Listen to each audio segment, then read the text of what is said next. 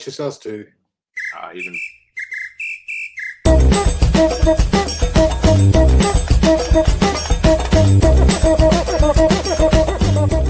The Brazilian Shirt Name Podcast with Dotun Adebayo and Tim Vickery.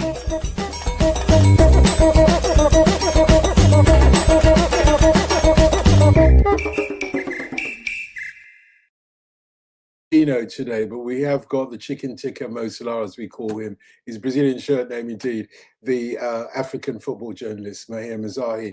Maher, hey, how are you? You good?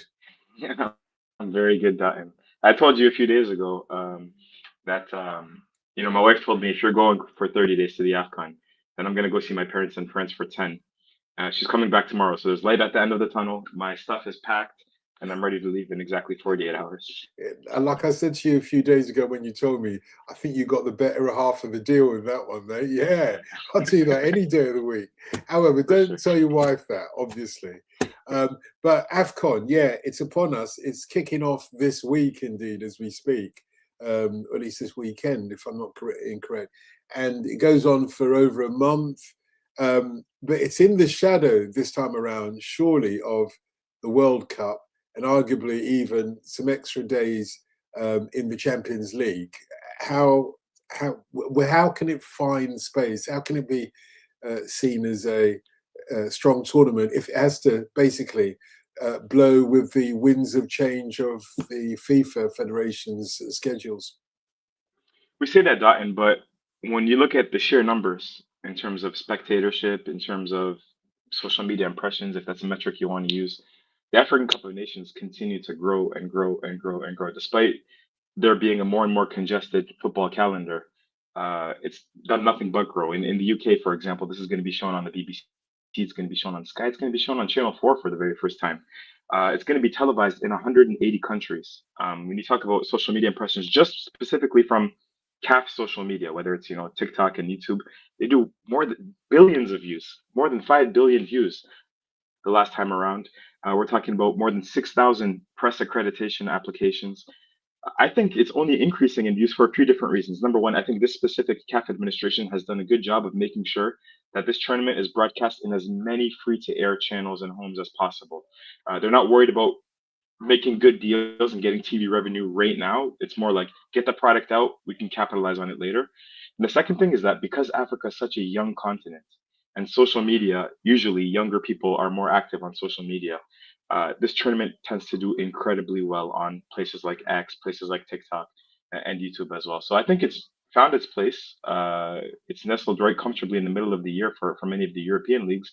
And I think people are paying attention more than ever. Yeah, Nigeria, the current champions, they were dismal. Ivory Coast. Nigeria finalists last time around. Oh, apologies. Yeah, of course they were. Yeah, apologies. Yeah, of course. I misspoke. Yeah, Ivory Coast current champions. I was going to say Nigeria didn't even make it into the World Cup, so at least we get to see them this time around.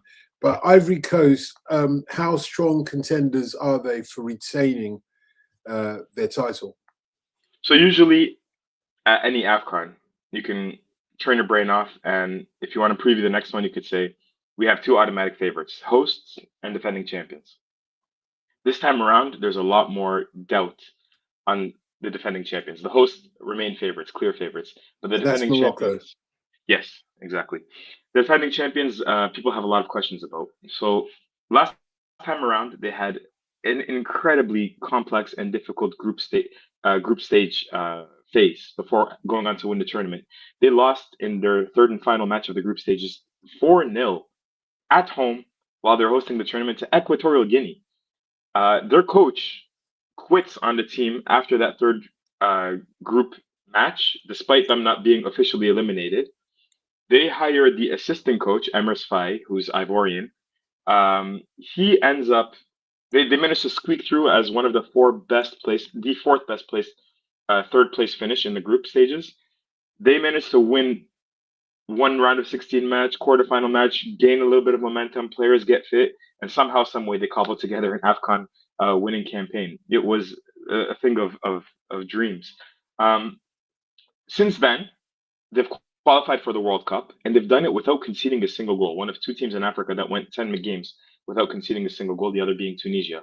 But they've only been winning matches 1-0, 2-1, and the Ivorians are not really happy with the style of play. Also, if you look at like their players, some of the players that really dragged them to the AFCON winning title, whether it was Simon Adingra, who's currently at Sunderland, Sebastian Aller, who's currently playing in the Netherlands, but he was at Borussia Dortmund last time around. They have struggled. Adingra hasn't been called up. Aller is playing again in the Dutch league now. Might not be fit. The midfield is aging. So people feel a little bit down on the Ivory Coast, and they think if they can get to a quarterfinal appearance, that could be good for them. Yeah, Morocco. Wow, this is because they did so well at the last World Cup. I suppose there'll be a lot of focus on them in any case. You said they're the favourites. They've got home advantage, etc. And you might look at this as a warm up for their World Cup. No, you can't. You know why? Because they haven't won the African Cup of Nations for 50 years. Right now, I just saw a tweet yesterday that said, urgent, danger, there's a huge sandstorm blowing through Morocco at the moment, causing, grave public danger, and there's a crisis. It's like, really? That's curious. Well, where's that happening? It must be in the south somewhere. And as you dig a little deeper, the next paragraph, you had to click the see more on the post on X. When you click the see more, the next paragraph was, this was provoked by an assistant at the Moroccan Federation opening up their trophy cabinet and the dust sort of billowing out, So they are on the butt of a lot of jokes. The last time they won this competition was in 1976. And the Moroccan coach, Walid Regragui, said, before we can be kings of the world, we have to be the kings of our continent. And that really is the mentality that they're going into this tournament with. They're at home. There's no excuses now. This is a tournament that has plagued them for such a long period of time. They know they're the favorites. They're shouldering that responsibility. But they cannot afford to look past this tournament. Not only because it means so much to win this tournament, but also, let's play a hypothetical over here. Let's say they get eliminated in the quarterfinals or the semifinals. That means the coach is fired. If the coach is fired, that means the entire World Cup preparations are in flux. So if they're going to have a good World Cup, they need to have a good African Cup of Nations. So they cannot afford to look past these next few weeks. And of course, you've already mentioned what a young nation Africa, or continent Africa is. It's also a huge continent, and it's economically challenged, let's face it, in many different ways. Home advantage means basically there aren't going to be supporters from many of the other countries, are there? Yeah. Maybe North African countries, but sub-Saharan countries, there'll be very, very few supporters traveling into those countries, apart from the people who are already there. I wonder how much more advantageous home advantage is in that kind of climate. You're right, Dotun, but there's one major exception. I think this is going to be the first African Cup of Nations that's really, really propelled by the diaspora. Because you have obviously huge African populations in countries like France, Belgium, the Netherlands, England. There are cheap Ryanair flights going from all of those countries to Morocco. And you have, I'll give you a small example, Comoros. Comoros have 50,000 people living in Marseille. They're qualified and they're playing the opening match against Morocco. I can guarantee you at least 1,000 Comorians are coming down from Marseille for that specific match. So I think there's going to be a good amount of supporters that are, first generation immigrants or even second generation immigrants from the diaspora that are going to come and fill the stadiums and carry this tournament, as well as the North Africans, as you mentioned. Okay, now you tweaked my interest. It makes it sound like this tournament is truly global, which I suppose every Africa Cup of Nations takes a step further forwards and it becomes less parochial and the opportunities are open. Of the sort of influence of overseas players, really, that's what dominates. I mean, it dominates not just the Africa Cup of Nations, of course, it dominates the World Cup as well. Overseas players playing for countries, whether it be Brazil or Argentina, most of their team will be playing in the European leagues, for example. There's nothing specific to Africa Cup of Nations, but I do wonder, as we know, the narrative, as you know jolly well, is that the Premier League's losing a host of its good players to the Africa Cup of Nations. Well, so be it. However, how much difference do those international players make? What do they bring to the tournament? Uh, we had, I think, the first pair that really were great on the continent and then in Europe. I think it was the Drogba Eto'o sort of rivalry competition that was going on in the early 2000s. Of course, prior to that, we had like, your George Weahs. You always had good players. But those two, Chelsea and Barcelona, winning, everything there is to win, whether it's Premier Leagues or Ligas or Champions Leagues. I think they were the first ones that really like carried the mantle, and we realized that, African stars are amongst the best players in these Western European leagues. And then over the last 10 years, there's been a three-headed monster of Sadio Mane, Riyad Mahrez, and Mohamed Salah, of course. They are all on the tail end of their careers. They've done a fantastic job. Two of them winning PFA Players of the Year, Sadio finishing second in the Ballon d'Or voting. They've won, same thing, everything there is to win. But I do wonder who's going to sort of carry the mantle for them. We have Victor Osimhen, we have Ashraf Hakimi, but I don't think they're quite on that level just yet. So yeah, this is what helps sell the tournament as well. People like to talk about the color of the fans. They like to talk about the joy this tournament procures. Those things are true. I also like watching, players playing in domestic leagues in South Africa or in Egypt. It always adds an element of surprise and mystery. But without a doubt, what carries this tournament, what sells this tournament to a global audience are these superstars. And I'm just a tinge worried that our main superstars over the last decade are sort of closing their careers. Yeah, as for the future, for us to return and maybe examine that in greater detail. For now, though, do they still, the holy trinity that you mentioned there of Mahrez, Sadio Mane, and Mo Salah, do they still run things in the African Cup of Nations? Are they the players that will make the difference? Sadio Mane is still a very influential player with Senegal. Some Senegalese fans believe that he should be benched, but it's an argument. Riyad Mahrez, most Algerian supporters believe should be benched. They believe that he's lost a step in Saudi Arabia and that there are better options in terms of younger players playing behind him. There's Ilan Kabel at Paris FC. There's Anis Hadji Moussa at Feyenoord. Two very young, talented players with very similar profiles. Mohamed Salah is still the undoubted king, and this is going to be the main storyline. It's been one of the main storylines in the Premier League, and it's going to carry on over into the African Cup of Nations. Because unlike his two peers, Mohamed Salah has never won the African Cup of Nations. He got to the finals twice, 2017, 2021. But unlike the other two, he hasn't single-handedly propelled his nation to an AFCON title, and he's sort of taken over from a generation that won 3 on the trot in 2006, 2008, and 2010. And he's constantly being compared to those greats of the past. And I think he's going to come into this tournament with a lot to prove because, of course, Liverpool seem to think he's done. He is sort of, we could say that this is probably the last African Cup of Nations where he's at his physical peak, if he still is there. And I think it would be a sort of response to Liverpool and to everybody doubting him to say, like, look, you guys thought I was done. In the toughest of circumstances, I managed to get my team to finally win this tournament that means so much to me. And he's already said that winning this tournament would mean more than a European Champions League to him. Yaya Toure, I listened to him speaking yesterday. He said the exact same thing. This means so much to these players because what it does is it crystallizes their legacies at home. Yeah. So then, I mean, he's going to have to do, Mo Salah's going to have to do Lionel Messi, essentially, in the way that Lionel Messi won the World Cup for Argentina last time around.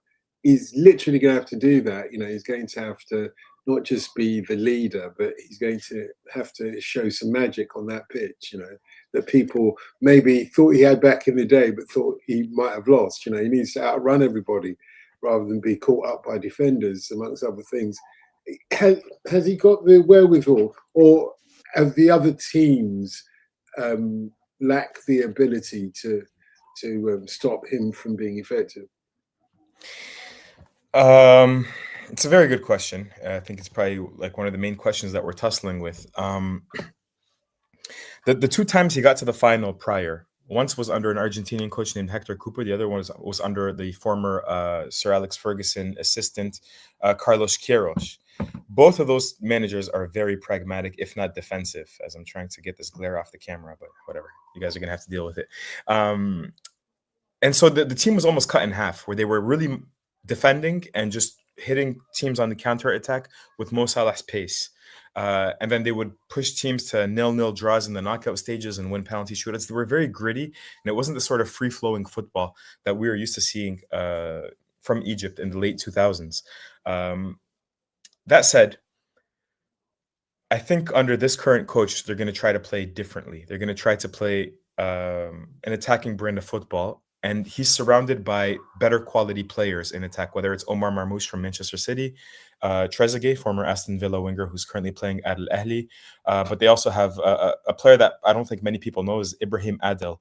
He's currently playing in the Emirates, but he's a very, very talented facilitator, similar to maybe Isco, if you guys remember him from his time at Real Madrid. So he has a lot of quality surrounding him now, and I think he's going to shoulder less of a burden, which should be able to liberate him. But again, this is going to be the main storyline, I think, that we're really going to be following is, can he pull it off? If he does, I think we can probably start making arguments for him being the greatest African player of all time. He's definitely in there with a shout if he does. Well, yeah, he's got to pull off some magic, like I say. And, you know, the likelihood of that, we'll wait and see. It'll be exciting, nevertheless. Well, who have Egypt got to kick off with? Do you know that? I know the second match is Boxing Day, and there's no Premier League, and it's against South Africa. And I know that I was just talking to some producers at Channel 4 who told me this is going to be like a marquee matchup that we're planning on showing on the main channel and everything like that. But I'm not sure who the first match is Zimbabwe. They're playing Zimbabwe. Okay. Yeah, on the 22nd of December. 22nd, and then the 26th is the main match against South Africa. Yeah, that's right, and that's the one that they have to be somewhat wary of, I would have thought. Zimbabwe, though, do they pose much opposition? Their problem is that they have suffered injuries to three of their best players. So striker Tino Kadewere, who's out of the squad, Marshall Manetzi, currently at Wolverhampton Wanderers, out of the squad as well as former Aston Villa midfielder Marvelous Nakamba. Three, top players, all injured. They have a new coach that was just parachuted in last month named Mario Marinitsa. He's from Romania. Doesn't really have an extensive CV. When I speak to Zimbabwean journalists, they're very pessimistic about their side's chances. So should be 3 points for the Pharaohs in their first match. Yeah, I'm looking at the fixtures here, and it feels as if some of these. So hang on, just first of all, is it 2 teams from each group get through? Automatically, and then there's also 4 best third place teams. So 16 out of 24 teams will be advancing to the round of 16. So they should be able to get through. If you get 3 points, you're through. Sure. Because I was looking, obviously, Egypt and South Africa are the favourites in Group B. Angola versus Zimbabwe. I'd have thought that went to Angola. Yeah, Angola last time around were one of the surprise teams in the AFCON. They made it to the quarterfinals, but then they had a really poor World Cup qualifying campaign where they weren't even in with a shout. Cape Verde ended up qualifying from that group. So they are... We don't know what to expect from them. We don't know if they're going to revert to that form that they had the last time around at the AFCON, or with a new coach, if they're going to be able to... if they're going to struggle to find their footing. Yeah, but for sure they'll be favored ahead of Zimbabwe. I can't see any obvious groups of death. Can you? No obvious groups of death. No. There is one. Actually, I don't have them memorized, but I remember looking at one saying this one's tougher than the others. Yeah. Group A, for instance, I think Comoros are a team that you shouldn't really discount, but Morocco should just be tough. Senegal, DRC, Benin is a little bit tough, as is Ivory Coast, Cameroon, Gabon. Gabon had a really good World Cup qualifying, and then the final one would be the one we just spoke about: Egypt, South Africa, Angola. These are the 3 toughest groups, in my opinion. Yeah, because I'm looking at those groups now and thinking, well, a lot of the teams, it does seem as if each group has 2 standout teams that Yeah. are going to go through. So, are the others just playing for third place then? Really? Um, some are for playing for not even they're like Sudan, for example. Sudan, nobody's going to admit that they're just there to make up the numbers, but Sudan's playing for something far more important than even third place. Their country's in the midst of a civil war. Yeah. Yeah, indeed. For them, a chance to raise, their flag and to unite their fans and their country just for 90 minutes means so damn much to them. But I do think what you're coming to, and I think it's a very good point, actually, it's a very salient point, is that I think in Africa, I think number 1 to number 8 are very, very good, and there's very little that separates them. And then number 8 to number 12 are pretty decent as well. And then underneath that is where the quality starts to dilute, which is why I was never against, Africa getting 9 to 10 places at the World Cup, because I think it's not going to dilute the quality so much. But then once you get past that 12, 13, that's when we start getting a little bit of, quality. I don't know what the word is, dilution. I don't think dilution is the correct word, but Yeah, you mentioned as well that CAF, the Confederation of African Football, has decided not to go for the money yet, but to make sure that these matches are as much as possible free to air. Yep. And obviously, there's a wide constituency throughout the world, though. But within Africa, what difference does that make? How would people otherwise have seen these matches? In some of the more sort of again financially challenged countries. No, but this is what they've done, I think, very, very well. So not only are the free to air benefits in the UK, in France, in Africa, every single country is pretty much gifted their own nation's 3 matches on the public television channel, usually the state television channel. So for example, Algeria for free gets all of Algeria's matches broadcast for free on free to air state television channel. So all 54 countries will be able to watch their team, or will be able to watch, first of all, and then particularly if your country's participating, you'll have your 3 matches for free. And who are the most passionate fans amongst all these teams for you? I think it's a difficult thing to to affirm. Me personally, I'm biased, but I really love the way North African fans drum up an atmosphere, and it's influenced by the Mediterranean. So when you think about places like Marseille, Napoli, Roma, even Athens, Istanbul, you have a lot of the same kinds of customs when it comes to supporting. So you're talking about flares, pyrotechnics, fireworks, drums, and they pack out stadiums. A country like South Africa, which I love and respect, and which I think plays incredible football and have very high expectations for their national team, we can't say that their country is synonymous with filling up stadiums on a consistent basis, even though they're a football-mad country. Many people just prefer to watch at home. In North Africa, people fill the stadiums and they make a lot of noise. So I would say any of the North African countries, particularly Algeria, Morocco, and Tunisia.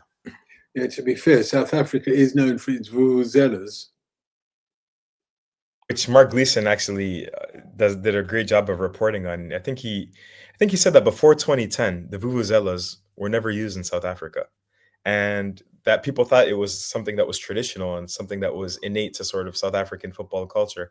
But it was really like, the story is actually much different. It's something like there was somebody that worked with a Chinese importer and just brought in a bunch of plastic horns and just distributed them before the World Cup and sold them.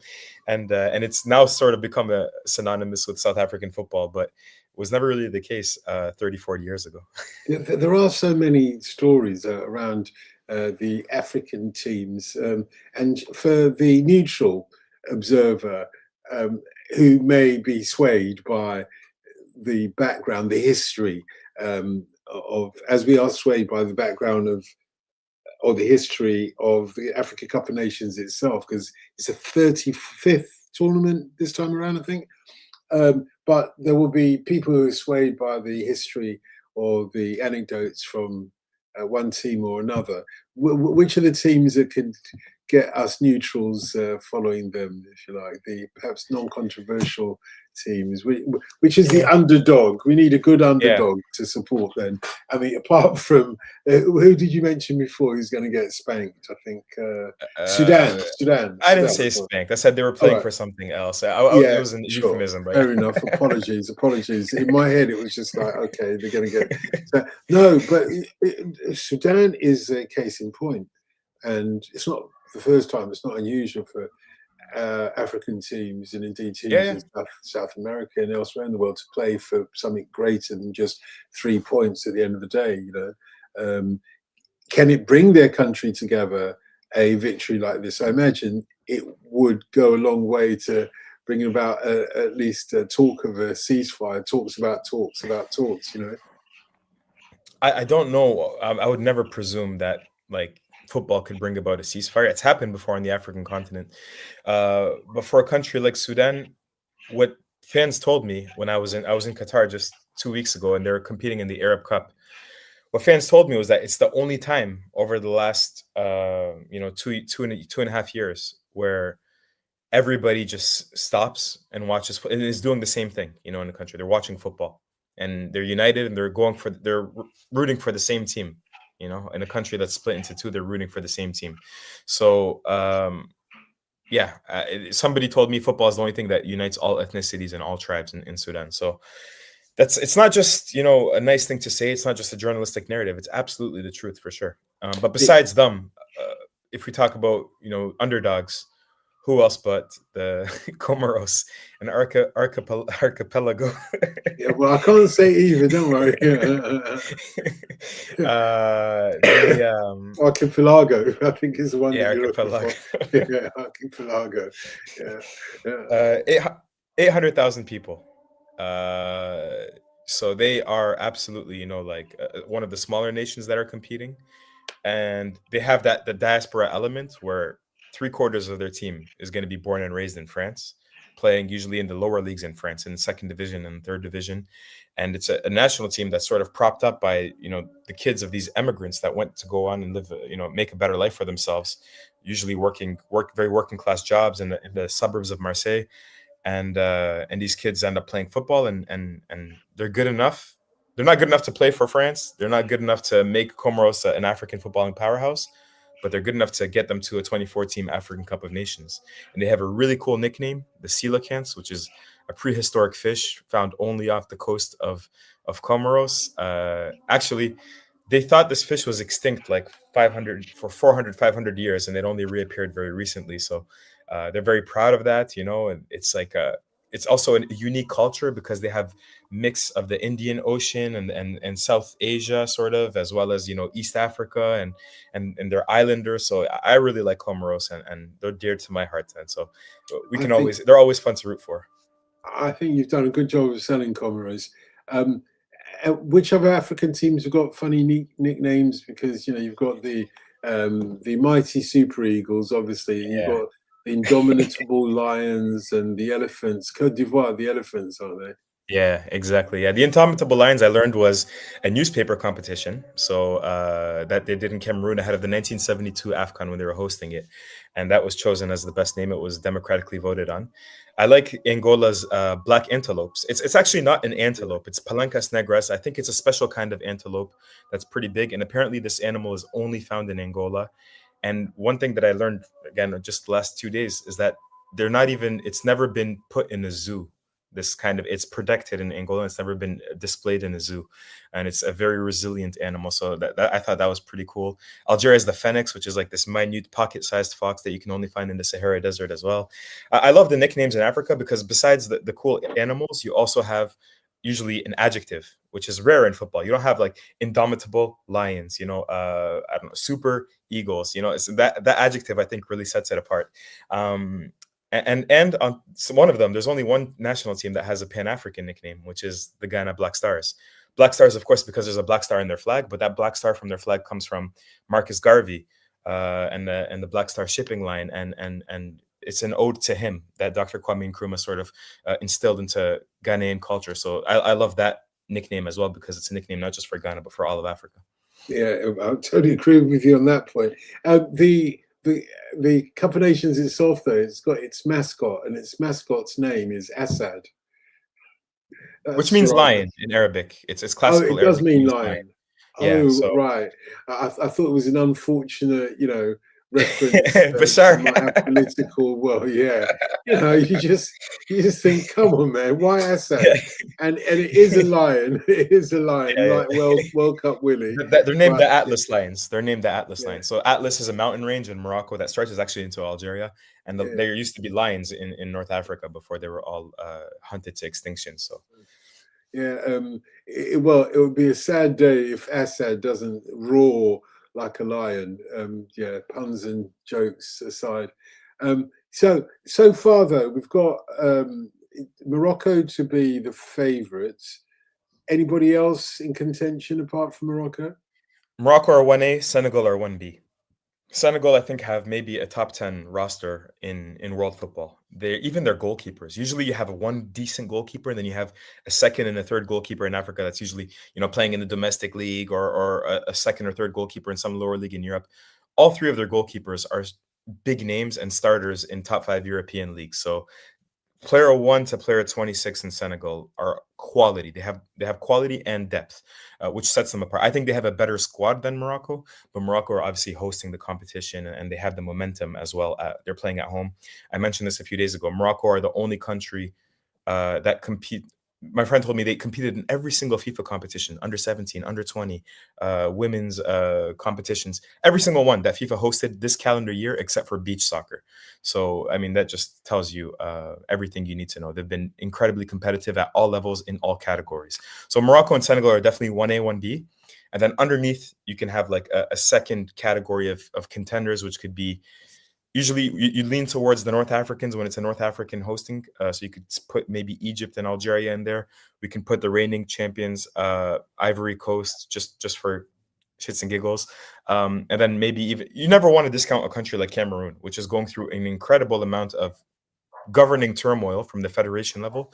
But just because they're the indomitable lions, because they've won 5 of these tournaments before, and they've won at times when we never expected anything from them before, I guess you could always throw a country like that in as well. And it's also the country of Roger Miller, so you can't argue against that. What about the challenges for you as a journalist? You're going off. Is it tomorrow that you're going off then? Saturday morning, so I Saturday still have a morning. few more days. And First match is on Sunday. on Sunday. And are you basing yourself in Casablanca? Where? So actually, 4 stadiums are going to be hosting matches in Rabat. So a third of the matches will be in Rabat. So Rabat is where I'm going to be, but it's only a 1-hour drive, so it's going to be easy to shuttle back and forth. Yeah, indeed. And they've got train service now as well in Morocco. Really Morocco, I think, impressive. have maybe the best train system in Africa, maybe going from city to city. Very easy to use. You can use your credit card. You can book online. You can use an app.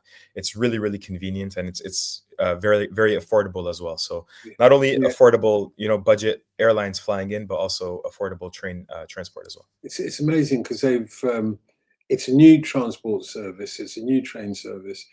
So it's got all the bells and whistles of new technology and everything, but it's setting a marker down for Africa. I think they've done this because they want to take their nation to the next step.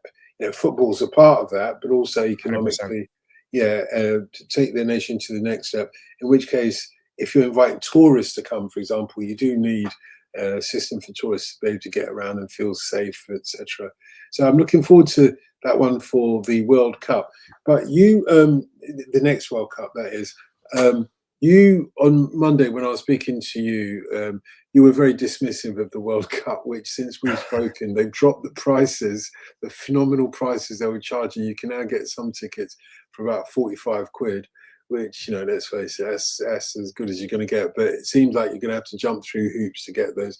I actually think 45 quid is about the right pitch for tickets for this World Cup in a country that's still somewhat hit or miss with regards to whether people attend. I imagine will be some empty stadiums and so on, or relatively empty stadiums. But you were dismissive of the World Cup in comparison to the Africa Cup of Nations. Do you mind explaining why? Obviously, we know of all the sort of FIFA shenanigans, but in terms of experience. Me personally, like my interest Dotun is in African football. So that's honestly I I'm not doing it to like be a hipster. I know I can come off like it can come off like this. I'm not No, trying to do it to be not at different. all. It's just what it's what I sort of chased professionally. It's the reason why I've moved to the continent. Sort of like what I'm passionate about. It's what I love and what I love to do. So I'm not doing it to be edgy. I'm not doing it to be different, but I would seriously rather watch an African Champions League match than a European Champions League match. And I often watch more domestic football in Africa than I do in Europe these days. So for me, I have a competition where I have 24 African teams and a competition where I now hopefully will have 10 African teams, nine to 10. That's just the main thing of it is I would rather be covering this tournament than that one. I still like the World Cup. I still enjoy the World Cup. I'll still flip on, a Venezuela versus or whatever, Ecuador versus whoever the kid, Germany. But my love is still African football. That's what I'm passionate about, and that's the reason why I'm always going to prioritize the African Cup of Nations over a World Cup. Um, Also, there's one more thing for me is one of my favorite things about covering this tournament is just the wider feeling of family that I get from seeing a lot of colleagues. People like Mark, Mark Gleason, who I so respect, so revere. He's one of a handful, seriously, like you can count them on your fingers, uh, that has the seniority, the experience, the knowledge, and he's so kind as well. I learned so much from him every single time. If I get to the stadium, usually I get there an hour and a half prior to kickoff, and I see him there in the press box. We'll just talk for 30, 45 minutes, and I'll try to pick his brains about what happened in 1988 or what happened in 1984 or 1996. He really is the oracle of African football. So seeing people like Mark, but not just Mark, all of my colleagues, I'm going to have a suitcase full of just goodies from Algeria to bring to people, and I'm going to hug them. And just seeing my colleagues and my friends, I think that's also one of the main reasons why I love going to the Cup of Nations. So if there are still people planning to go to the tournament this time around, when's the best time to get there? Say you can only go for a week. Is it the opening side, the first week, as in for this weekend, or is it the middle week or the last weeks, which themselves might be somewhat problematic? I think the answer is, what do you prefer? Do you prefer to watch teams that you probably will never have a chance to watch again, like a Mozambique or an Equatorial Guinea or Sudan or Comoros? If you like, that's personally, I prefer the beginning of the tournament because everything is possible. Everybody believes they have a chance, and you get a lot of these human interest stories from the smaller nations where players are not even professional most of the time. A lot of them are playing amateur football. So I like those stories. I like the beginning of the tournament, the excitement. Towards the end, I'm usually feeling very exhausted.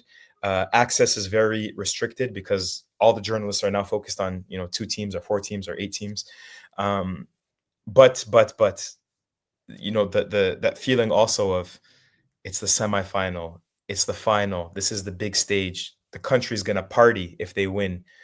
All of that is very valuable as well. So I think what tickles your fancy? What do you prefer? You prefer learning geography, that feeling of optimism, the tournament being fresh, or do you prefer the big stage and the chips being all in and possible celebrations for nights on end?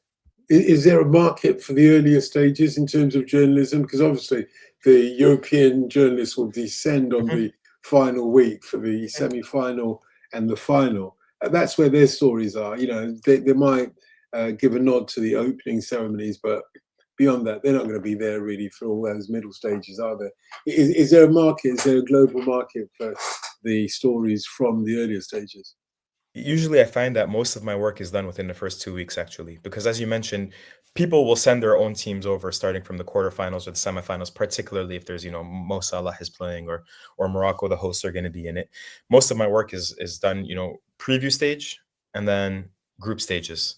Um, Once that's done, then I usually just kick my feet back up and just relax and try to enjoy it as much as possible. Try to pace myself, try to work on a few other things, try to explore the country. The one tournament where I made the most amount of money was actually Cameroon because it was 2021. It was in the midst of that Omicron COVID virus, and all of the media outlets were scared, liability purposes reasons, were scared to send their journalists to Cameroon. So I was like one of the few there covering in English, and I felt like I was batting editors away. But so yeah, but to be honest, when I go to this tournament, I'm not too fussed about working. I'm just really focused on observing, taking insight, again, spending time with quality people. I don't really try to like make my money back or anything like that. I'm just worried about enjoying it. Yeah, must ask you though about your predictions for these opening round matches. Morocco versus Comoros. Morocco win, yeah. Yeah, if I'm trying to be responsible and objective, Morocco absolutely win this. Yeah, That's being responsible and yes, objective. yeah, Yeah. So Comoros are there to have a good day out and take along some picnic sandwiches with you. I mean, I'm not being disrespectful, but I they're think going to try their hardest. They played in Cameroon at the AFCON in Cameroon in the group stages, and Comoros held them to a 2-0 victory, and it was 1-0 for a long period of time, and they were threatening to equalize, and the last goal came in the last minute. So they played them tough, and Comoros, even in qualifiers for that AFCON in 2021, they played Morocco tough too, where they held them to a 1-0 victory as well. So it's not going to be easy, I don't think, but opening match at home, 80,000 supporters. I can't bet against Morocco. Yeah, and Group A are going to be playing in Rabat and Casablanca, as you mentioned earlier on. Mali versus Zambia's first game. So the Morocco versus Comoros is on Sunday, 8 o'clock kickoff. On Monday at 3 o'clock, Mali versus Zambia. What do you reckon? Yeah, I'll be at that game as well. I think Mali, Zambia have a new coaching quartet. In American football, they say if you have two quarterbacks, you have none. And I think it's similar over here. If you have four coaches, you have none. Like, what is a coaching quartet to me? I think Mali have looked really good under their Gambian coach, Tom Saintfiet. He's actually Belgian, but he's been given Gambian nationality, so I consider him Gambian now. Under him, they've only lost one match. They've conceded very few goals and they've scored many. So they have much better quality from a player perspective, and they have better momentum as well. So I think Mali over Zambia. As you've already said, the Premier League is giving way to the African Cup of Nations, maybe not intentionally, on Boxing Day, where you've got a couple of matches in Group A, Zambia versus Comoros. Zambia win? I think tie. Okay, and Morocco versus, you say tie, we say draw, but draw. Sorry, and Morocco will probably beat Mali as well. I think Mali will get 9 points out of 9 in group stages. Okay. Mali. Oh, sorry, Morocco will get 9 points out of 9. Right. Okay, and then in the Zambia Morocco game, that would be Morocco. Comoros versus Mali. That would be Mali, won't it? Probably, okay. Yes. Okay. Group B though. Group B kick-off on Monday at 6 o'clock. South Africa versus Angola. You've already bigged up South Africa. You going there? Yeah, I think South Africa. Actually, I didn't include them in that second category of contenders, but they should probably be the first name after Morocco and Senegal as favorites. I really, really rate them. So I think they're gonna take care of business against Angola. And that's in Marrakesh. I've been past that stadium. The Agadir match between Egypt and Zimbabwe. Egypt, I suppose you got to go for. Yeah, definitely. And that's also on Monday. Boxing Day, Angola versus Zimbabwe. I think Zimbabwe are not going to win any points in this group, or maybe just the one. And I don't think if they win even the 1 point, it's going to be against Angola. So I think they'll lose that match. And Egypt, South Africa, biggie. Yeah, this is going to be boxing a marquee matchup. Yeah, this is going to be in the first 3-4 days of the tournament. This might be the biggest game, I think, in the first 4 days of this tournament. And I think South Africa. No, let's do scoring draw 2-2. But there will be goals. Yeah, I mean, Mohamed Salah on the pitch. He's got to have some goals, haven't you? Not just him, even South Africa, they are the only side on the African continent that consistently build up to their goal. So they'll have 6-7 passes in sequence before scoring a goal, as opposed to scoring a lot of goals from set pieces like Ghana do, or scoring on a counterattack, or from shots from a distance. They like to play that tiki-taka triangle passing into the box and score. So attractive football. I think it's going to be a scoring draw. Yeah. And what about in Group C, Nigeria versus Tanzania on Tuesday? Tanzania are aging. I think Nigeria are not in a good place at the moment. There's been a lot of criticism for the squad selection, but the coach has said he hasn't been paid for 4 or 5 months. The general atmosphere around the team is sort of depressed. I still think they get a victory over here against Tanzania and Fez. Gosh, yeah. Oh my goodness. Anyway, Tunisia versus Uganda. Tunisia, yeah. Yeah, Tunisia. Yep. And what about Nigeria versus Tunisia? That would be the day after Boxing Day, 27th of December. At the risk of angering you, I think Tunisia is going to win this match, and they beat them in 2021 in the round of 16 as well, and they always play them tough. Tunisia, I think, on ascending trajectory, and I think Nigeria on a little bit on a descending trajectory. The only way that this match finishes in a Nigeria victory instead of a draw or a Tunisia victory is if Victor Osimhen takes over, which he's completely capable of doing. Yeah, well, let's hope so. But for my benefit, and I wouldn't get angry, Tunisia, a better team, made the best team win. Dr. Congo playing Benin on the 23rd of December on next Wednesday.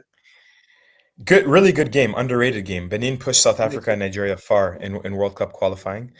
So next Tuesday, isn't it? It's next Tuesday. Apologies, yeah.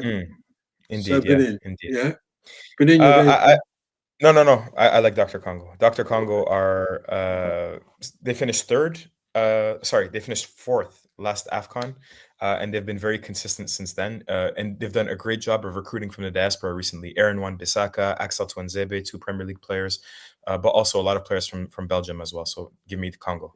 What's it like when those players who Aaron Wan-Bissaka's, British through and through, when they go back to their ancestral homes to represent them, how are they received there? It's like, it's not just in Africa, because I was thinking of Matty Cash representing Poland, and he's probably the best right back that England have got at the moment, and he represents Poland, I remember asking Wilfred Zaha about this because he went to Gabon for the 2017 AFCON, and I think that was maybe just a few games after he made his debut for the Ivorian national team. It might have even been that competition might have even been his debut. And I said, what was it like in Oyem? And Oyem is the jungle in Gabon. It's not near the estuary and the seaside and everything. It's really the tropical jungle near the equator and everything. And it's far, and there's no roads out there. Insects as big as your face, and that's what he told me. He's like, "Oh my days!" He said, "Oh my days." I remember. He said he was talking about the size of the mosquitoes and the moths and this and that, and it leaving an impression, and how difficult it was to play in those conditions with the humidity of that, that tropical humidity as well. So I don't think it's easy. Busaka has less than 5 caps. He has played in Kinshasa, so that's going to be good for him. But that's the first time he played in Congo. That was just a few months ago. So I don't think it's going to be easy for him. To be fair, though, Morocco will have a similar climate to Europe, and that's why I say this will be a kinder tournament to players from the diaspora. In the moment, I think it's rainy all across Morocco at the moment. So still, it's not going to be easy for a lot of these players that have, were born and raised and played their entire football careers in Europe. But I think to a lesser degree because we are hosting it in Morocco. And when Senegal play DR Congo on the 27th of December, who's going to win that? Very good game. Senegal, they played each other in World Cup qualifiers, and Senegal beat DR Congo to send them to the playoffs. If DR Congo won that match, it would have been Senegal in the Intercontinental playoffs, trying to get that 10th place. Senegal beat DR Congo in Kinshasa, in DR Congo, after being down 2-0 at halftime, and they came back and they won that 3-2. DR Congo, unfortunately, were not really fit. Yohan Wissa hadn't played a single match. Tuanzebe hadn't played a match. Chancellor Mbemba hadn't played a single match. So this is going to be a kind of a revenge match for Congo. I still think Senegal are going to win. And moving on to Group E, Algeria, I imagine, will top that group where you're based. We've already said that Sudan might struggle. Burkina Faso and Equatorial Guinea are in the midst of all of that. Equatorial Guinea have been quite good, haven't they, in this qualification? They beat, as we mentioned, they beat Ivory Coast 4-0 last time around at the AFCON. There's a problem with Equatorial Guinea is that they have a war between the players and the federation. Federation has been poor organizing things, logistics, and as a result, and even their player, Emilio Nsui, the best player and their captain, he was suspended for a year and a half during World Cup qualifiers because they said he was ineligible to play for Equatorial Guinea. And that was also, an organizing issue from the federation. So they've been warring and they've been at loggerheads for the last 2 years. So I don't know what kind of mental state that players are going to be going to this tournament in. I slightly favor Burkina Faso over them. And Algeria, I do think we're kind of sleeping on them. Nobody's really talking about them. The only country besides Morocco that has completely sold out all of their tickets at the moment is Algeria. So with that kind of home support, I expect them to make a good run in this tournament. Yeah. And by the way, Equatorial Guinea meet Burkina Faso on Christmas Eve. That should be a tantalizing match. to see who gets third place and who gets second, maybe. And finally, in Group F, Ivory Coast, Cameroon, Mozambique, and Gabon. Ivory Coast coming out on top there or not? Yeah, just because they're so difficult to beat. So, look, worst case scenario, Ivory Coast comes away out of this group with 5 points, 2 draws and a victory. But I don't think anybody's going to beat them because they're so difficult to score against. So, Ivory Coast tops this. Cameroon, we have no idea. Same thing what to expect. Same reason for Equatorial Guinea. Players versus Federation versus Ministry of Sport. If we get into it, we'd need another hour and a half to explain all of the intricacies. What I would just say is that it's a mess. So they won't be preparing in ideal conditions, and we don't know what to expect. They can crash out in the group stages, or they can win the entire thing. But I think Ivory Coast and Cameroon, comfortable favorites in this group. Gabon, very, very good chance of getting through in third place as well. And we've got a question. We've got a question from one of our listeners now, coming at you from Robbie. Do you think that the teams that are playing in the World Cup could either gain or lose momentum based on how they perform in this AFCON? Very, very good question. And two World Cup countries don't have to worry about this, Ghana and Cape Verde, because they didn't qualify for this AFCON.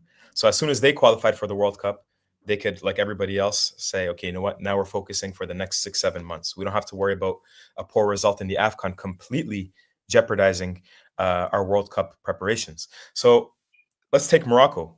Everybody has high hopes for Morocco. I have high hopes for Morocco. I think they're favorites to win it. I've already said that. Everybody's saying that.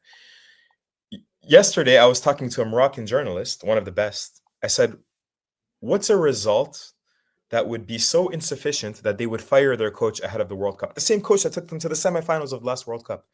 He said, if we don't make the final, he's gone. If they don't make the final, think about how high those expectations are. So if Morocco flames out and has a horrible AFCON, coach is gone, new coach comes in. They have a good stable of Moroccan young coaches that ready to take over, but still, that is not ideal for their World Cup preparations. And besides them, there's a whole bunch of coaches that could be on the hot seat. One that isn't, for example, is DR Congo's Sebastian Desabre. Even if they get eliminated in the round of 16 or the group stages, I don't think he's going to be fired, especially because they have the intercontinental playoffs coming up in March. But for others, like Algeria, like Morocco, like Egypt, I'm willing to bet my entire house that the Egyptian coach is not surviving this African Cup of Nations if they get eliminated, before the semifinals, which is a very, very high bar. The AFCON could definitely throw a wrench into a lot of teams' World Cup preparations. How are you going to explain it to your wife when she comes back that you just bet the entire house on a probability, on the flick of a coin, the toss of a coin? Oh, well, it's your problem, mate, not mine. So, mate, you're going to have a fantastic time. I wish I was there. Let's try and link up. It's every 2 years, this African Cup of Nations. So maybe the next time around, we'll be able to do something and you can show us all the ropes. Start your own little travel firm to take us around the African Cup of Nations with your special skills and your knowledge of it. Would be great. Yeah. Sign up for that. Maher, Mezahi, of course. Now, how can we follow you during this African Cup of Nations? So I'm on X, of course. It's my last name, Mezahi, and then my first name, Maher, on X. You can also follow my YouTube channel. It's called the African Five-A-Side Podcast. Or you can, throughout the tournament, I'll be collaborating with various different media outlets. I'll be on the BBC a lot, Channel 4 as well. So Boxing Day, after the Egypt-South Africa match, you should be getting a glimpse of me. Hopefully, it's not finalized yet, but you should be getting a glimpse of me on free-to-air British television. But besides that, Al Jazeera and various other digital media outlets as well. So everything will be posted from the X account. So just follow on X and everything will be visible from there. So that's Mezahi Maher on X. Exactly. Brilliant. And thank you for watching this edition of the Brazilian Shirt Name podcast, and do make sure that you hit the like button, leave your comments, and do subscribe to the podcast and join us on our WhatsApp group as well, and tell everybody you know about it as well. It's been amazing. Maher, enjoy the next 30 days, and we'll speak during the course of those 30 days and after as well. And welcome back to the Brazilian Shirt Name podcast anytime you like. Will be a pleasure. Please don't hesitate. Get in touch with the Brazilian Shirt Name podcast on Twitter @BrazilShirtPod, or you can email us brazilianshirtnamepod@gmail.com. Thanks for listening. Don't forget to subscribe, rate and tell a friend. The Brazilian Shirt Name Podcast is an 1129 production.